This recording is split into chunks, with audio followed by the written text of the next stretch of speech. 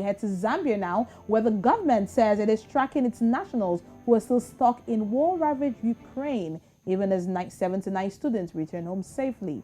Foreign Affairs Minister Stanley Kakubo says the process has been difficult and efforts have been made to evacuate more students who were stranded in Sumy, a Ukrainian city surrounded by heavy Russian troops. Kakubo added that most of these Zambian nationals are in transit into Ukraine's neighboring countries, where efforts are being made to fly them back home.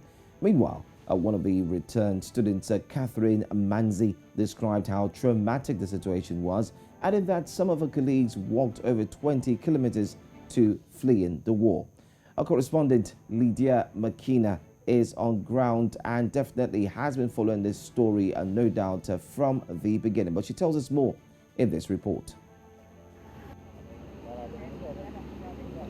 These are returning Zambian based in Ukraine fleeing the war between that country and Russia, in which many Ukrainians and Russian soldiers, including civilians, have died. The 81 Zambian, of which 79 are students, were initially supposed to start their evacuation on the 4th of March, but efforts were hampered by the grounding of airspace in Ukraine. Zambian Foreign Affairs and International Cooperation Minister Stanley Kakubo, escorted by government officials, received citizens. Security concerns were higher than anywhere else where our students are. But now we've been able to get to a point where everybody is out of Sumy. They are in transit in different locations, but we can't go into too much detail.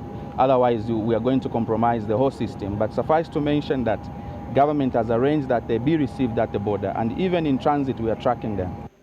And Mr. Kakubo said some more Zambian were left behind, adding that efforts are being made to fly them home. Now that they'll be arriving at different intervals into Poland, we'll have to give you a subsequent briefing as to when, once all logistics are put in place in terms of we track them down. Some of them have children there, some of them, their spouses, they are married there, and so on.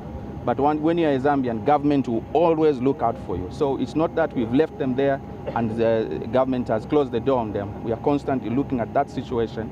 The president's instructions are very clear in that regard. Catherine Mezi is one of the affected medical students in Ukraine, as she described the situation that country are traumatic. Transport was not easily accessible. You can't use roads, you had to use the trains to reach where you have to be. And having using the trains, since everybody wants to get to Poland and everything else, it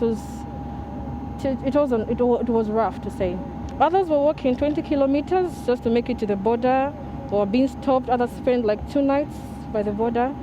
But yeah, most of us made it. As days went by, it was all smooth. Our government was able to provide and communicate with everybody. They put in all their effort possible for everyone to make it to the border. We agreed with African missions in Berlin that we were going to the border not only to look out for our own nationals, but others. So this is what we're doing as a mission. As they were coming out, if we identify someone, a student from Zimbabwe, DRC, Tanzania, we would take them on board. Earlier, it was disclosed that there are a total of 5 students, while some opted to remain behind. The returning citizens have been subjected to COVID-19 screening and are expected to be reunited with their families once all nation health guidelines are complete. Lydia Makina, News Central TV, Lusaka, Zambia. That is indeed good news. Good news to have the students back. And although some of them didn't make it back, they didn't want to return. Actually, 16 of them chose to stay back in neighboring countries such as Poland. Why they chose to stay back? Well, entirely they just chose not to come back home. I think so. I think that's a decision they made.